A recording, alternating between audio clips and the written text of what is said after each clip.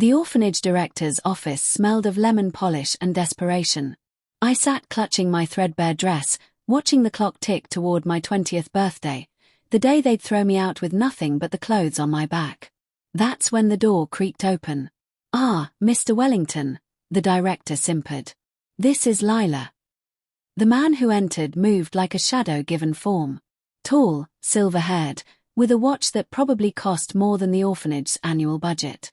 His eyes, cold as January frost, raked over me in a single assessing glance. "I'll take her," he said. "Not I'd like to meet her. Not what a lovely girl. Just take. Like I was a stray kitten. Or a piece of furniture."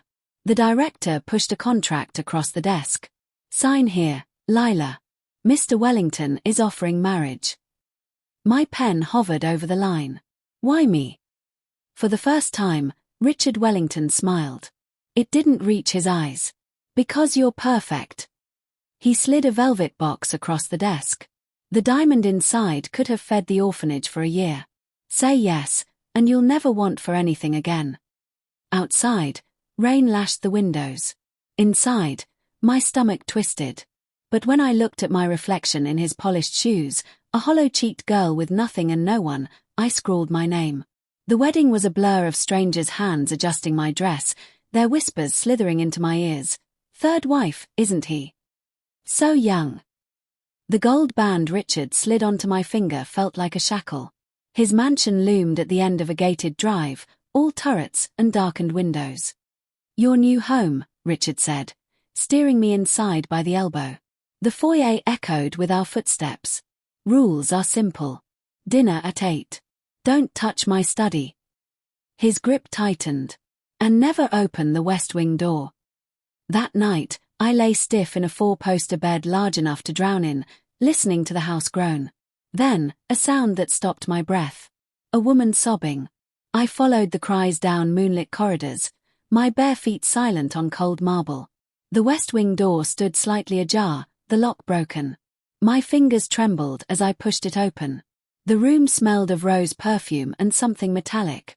A vanity mirror reflected my terrified face, and behind me, a portrait of a woman who looked exactly like me. Same green eyes. Same birthmark. Same face. The journal on the nightstand fell open to a single page, the handwriting frantic. "He's going to kill me on my 21st birthday. If you're reading this, run dash." The floorboard creaked behind me. I whirled to find Richard filling the doorway, his wedding ring glinting in the dark. "Lila," he sighed, like a parent scolding a naughty child. "We'll have to accelerate your lessons." The door clicked shut behind him. The library door swung shut behind me with a whisper of finality. Richard's footsteps had faded upstairs 15 minutes ago, but my hand still shook as I pulled volume after volume from the mahogany shelves. Dust motes danced in the lamplight as I found what I sought, the Wellington family genealogy. My fingernail scraped across brittle parchment, tracing the names of Richard's previous wives. Eleanor Wellington, died age 21. Margaret Wellington, died age 21. Catherine Wellington, died age 21. Each entry bore the same clinical notation, accidental drowning. Each portrait showed the same hauntingly familiar face, my face, with minor variations.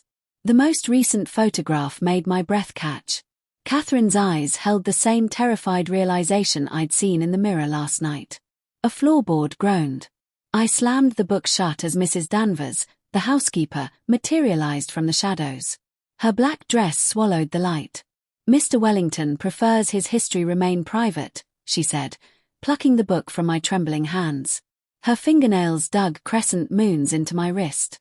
The grandfather clock struck midnight. Somewhere in the house, a door clicked open. "Run along to bed, dear," Mrs. Danvers crooned. "Big day tomorrow." Her smile stretched like a fresh scar. "Your portrait sitting at noon." Alone in my room, I pressed my ear to the cold radiator pipes.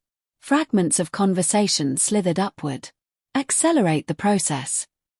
"Not like the others, resistant." A glass clinked. "The cabin will be prepared." Moonlight bled through the curtains as I crept to the vanity. The porcelain doll Richard had given me yesterday stared with glassy eyes. I twisted its head off. A tiny key clattered onto the dressing table. The hidden drawer in my wardrobe yielded Catherine's diary. The final entry burned into my retinas. He takes us to the lake cabin the week before our 21st birthday. The injections make us compliant. The water makes it look like an accident. But the worst part, knowing the next girl is already waiting in the orphanage, just as desperate, just as perfect. A shadow moved in the garden below. Richard stood statue still, watching my window. In his gloved hands, a medical bag caught the moonlight.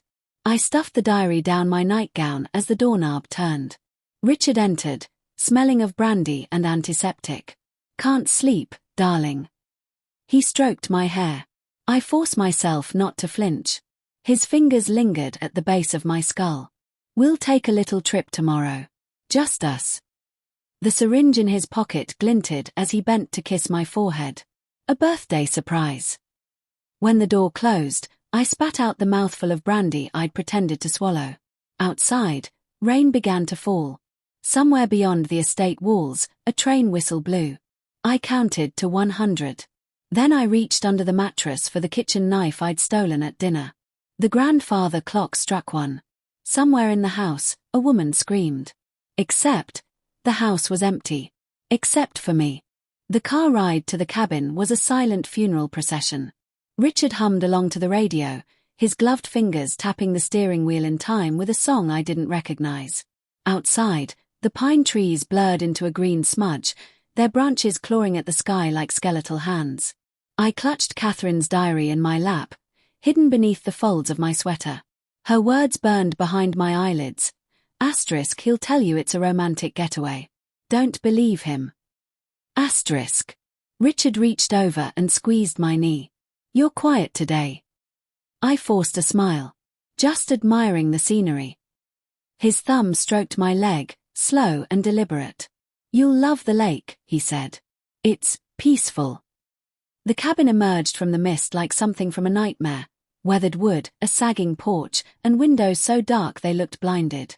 Richard parked and turned to me, his smile stretching too wide. Home, sweet home. The inside smelled of mildew and something sharper, chemical, sterile. A fire crackled in the hearth, but the heat didn't reach my bones. Richard set his medical bag on the kitchen counter with a thud. Make yourself comfortable, he said. I'll pour us some wine. I drifted toward the bookshelf, pretending interest in the titles while my fingers skimmed the spines. A photo album lay half hidden behind a row of books. I tugged it free. The first page showed Richard, decades younger, standing beside a woman who could have been my twin. Eleanor. Her smile was bright, unaware. The next page was empty. Then Margaret. Then Catherine. Each photo was the same, Richard, a bride, a lake. And then nothing. A wineglass appeared in my periphery. Richard's breath ghosted over my ear. Memories, he murmured. I took the glass, careful not to let our fingers touch. The wine was too sweet, cloying. I pretended to sip. Richard watched me, his gaze heavy. You're different from the others, he said. More observant. My pulse hammered. Is that bad? He chuckled, low and dark. It's fascinating. The fire popped. Outside, the wind howled through the trees. Richard set his untouched wine aside and reached into his medical bag. Time for your treatment, he said. The syringe glinted in the firelight. My muscles locked. Asterisk Catherine's words, the injections make us compliant. Asterisk. I forced a smile. Can I use the bathroom first? Richard hesitated, then nodded. Down the hall. The bathroom door clicked shut behind me. I turned the faucet on full blast, muffling the sound as I wrenched open the window. Cold air rushed in, sharp with the scent of pine and damp earth. The drop was farther than I expected. My ankle twisted as I landed, pain shooting up my leg. I didn't stop. Behind me, the cabin door slammed open. Richard's voice cut through the night. Asterisk Lila. Asterisk. I ran. The forest swallowed me whole. Branches tore at my nightgown as I stumbled through the undergrowth, my bare feet sinking into icy mud. Behind me, Richard's footsteps crunched through fallen leaves, unhurried, certain. A hunter who knew his prey had nowhere to run. Moonlight bled through the trees, guiding me to the lake's edge. The water glittered like shattered glass, too still, too perfect. Catherine's words echoed in my skull. Asterisk, the water makes it look like an accident. Asterisk. A twig snapped. Richard emerged from the trees, syringe glinting in his palm. You're making this difficult, darling. His voice was velvet wrapped around steel. I backed into the shallows, lake water soaking my hem. Why? The word tore from my throat. Why all of us? His smile sent spiders crawling down my spine. Perfection deserves preservation. He stepped closer. Eleanor was my first love.